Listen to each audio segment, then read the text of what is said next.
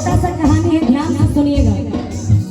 एक माँ अपने बच्चे के साथ मेला घूमने गई और मेला में इतनी भीड़ थी कि वो बच्चा गुम हो गया। माँ का तो रो रो के बुरा हाल है। वो बच्चा किसी और को मिला, वो औरत उसे उठा के अपने घर ले गई। अब देखिए वो माँ ढूंढते ढूंढते अपने बच्चे को दूसरा दिन भी मेला आई और इत्तेफाक से जो बच्चा को उठा के ले गई थी वो भी उसे मेला घुमाने के लिए लेके आ गया। अब दोनों की भेंट एक चौराहे पे हो गई और ये कहते हैं ये तो मेरा बच्चा है, और जो उसे उठा के ले गई थी वो कहती है नहीं नहीं ये मेरा बच्चा है। अब सवाल देखिए, मैं बहुत शॉर्ट में गा रही हूँ, है तो बहुत बड़ा ये कहानी लेकिन शॉर्ट में कर रही हूँ। क्यों? एक बच्चा और माँ हो गई दो। ये कहती है मेरा बच्चा है, ये कहती है मेरा बच्चा है। अब सवाल है कि बच्चा किसका है? देखिए दोनों रो रही है और बच्चा इतना छोटा था कि कुछ बोल भी नहीं पा रहा था कि वो किसका बेटा है। तब बुलाया गया मुखिया जी को और कहा गया कि मुखिया जी आप ही फैसला कर दीजिए। ये कहती है मेरा बच्चा है, वो कहती है मेरा बच्चा है। मुखिया जी बहुत सोच विचार करके कहे एक तलवार लाया जाए, एक तलवार लाइए और इस बच्चे को आधा आधा काट देंगे। एक हिस्सा इनको दे दिया जाए, एक हिस्सा इनको दे दिया जाए। तब देखिए उनकी जो असली माँ है, उस बच्चे की जो असली माँ है, वो झट से मुखिया जी के पैर पर गिर पड़ी और कही मुखिया जी ये मेरा बेटा नहीं है, ये मेरा बच्चा नहीं है, आप ये बच्चा उसी को दे दीजिए, लेकिन इस बच्चे का टुकड़ा मत कीजिए। तो जरा सोचिए, एक माँ सब कुछ बर्दाश्त कर सकती है लेकिन उस बच्चे को आधा आधा काट दिया जाए, उस बच्चे को टुकड़ा कर दिया जाए, कोई माँ बर्दाश्त कर पाएगी क्या? नहीं।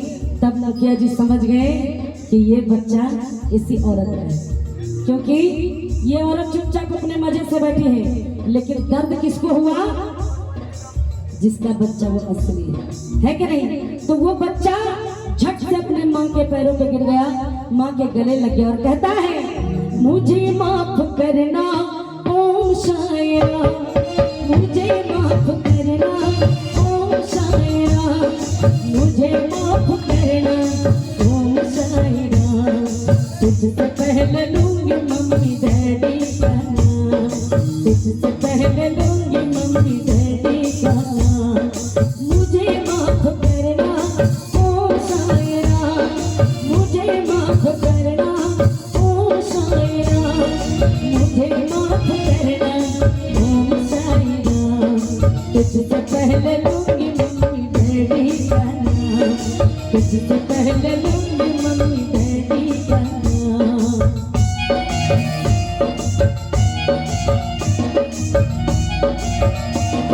ताली बजी बजी अपनी माँ का सिखा देना।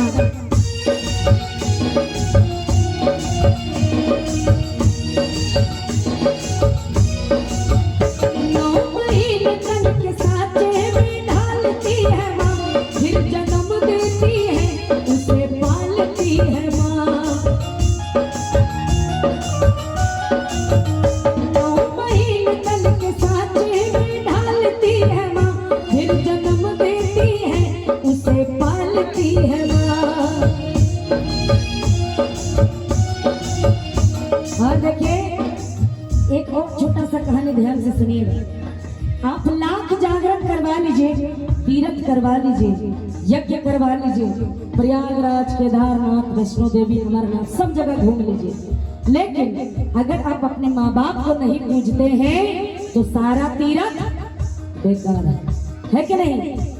तो सुनिएगा, एक माँ एक बेटे को इतना पढ़ाया, इतना पढ़ाया, इतना पढ़ाया, उस बेटे को विदेश में नौकरी लग गई।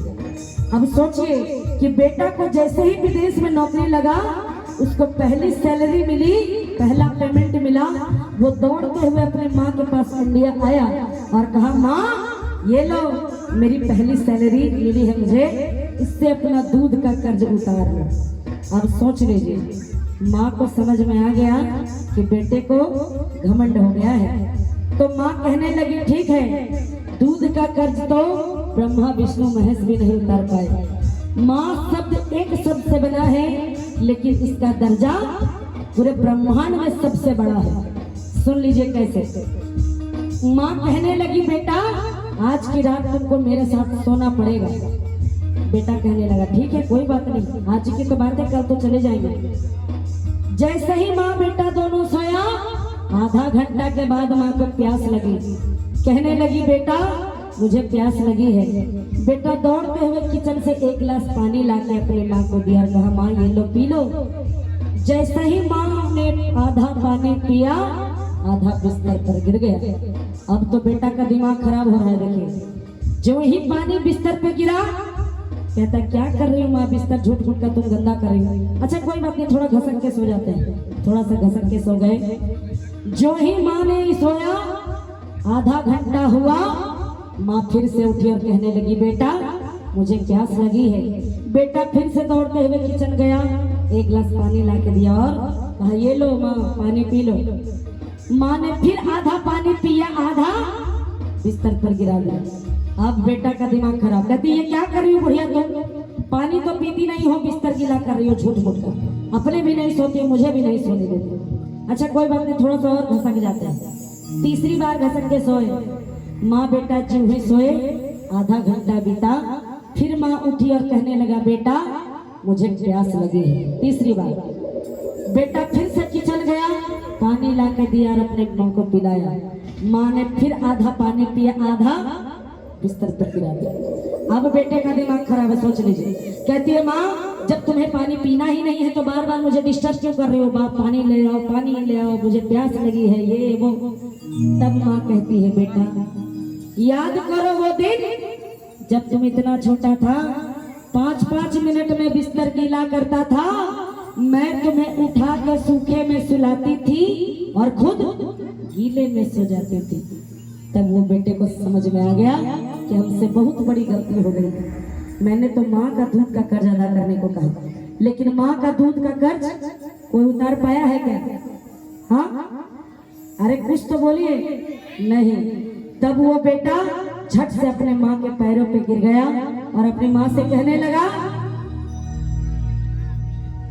तेरी उंगली पे चला ममता के चलनी पड़ा, तेरी उंगली पकड़ के चला ममता के चलने पड़ा। माँ वो तेरी माँ, मैं तेरा लाडला, मैं तेरा लाडला, तेरी उंगली पकड़ के चला ममता के चलने पड़ा। माँ वो मेरी माँ, मैं तेरा लाडला, मैं तेरा लाडला।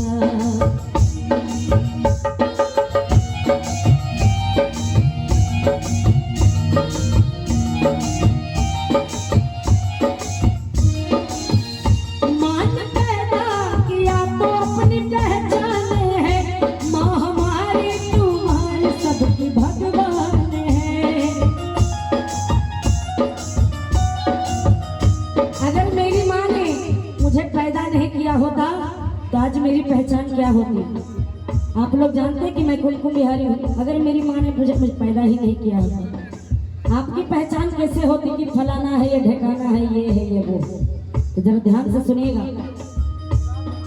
जब बेटा घर से बाहर रहता है, बीबी को टेंशन होती है कि रात भर पता नहीं कहाँ गए और कितना कमा के लाएंगे। जैसे ही अंदर आए वो पूछने लगी अपने पति से कितना कमा के लाए हैं आज पूरी रात आप बाहर थे। लेकिन जब एक बच्चा एक बेटा बाहर रहता है, माँ को पूरी रात नींद नहीं आती है। ज्यों ही बेटा अंदर गया, घर गए, बीबी का पहला सवाल कितना कमा के लाए हो, लेकिन माँ का सबसे पहला सवाल होता है कि बेटा तुमने खाना खाया है कि नहीं खाया है? क्या ये बात सच है? हाँ तो उस माँ के लिए एक बार दोनों हाथ उठा लीजिए।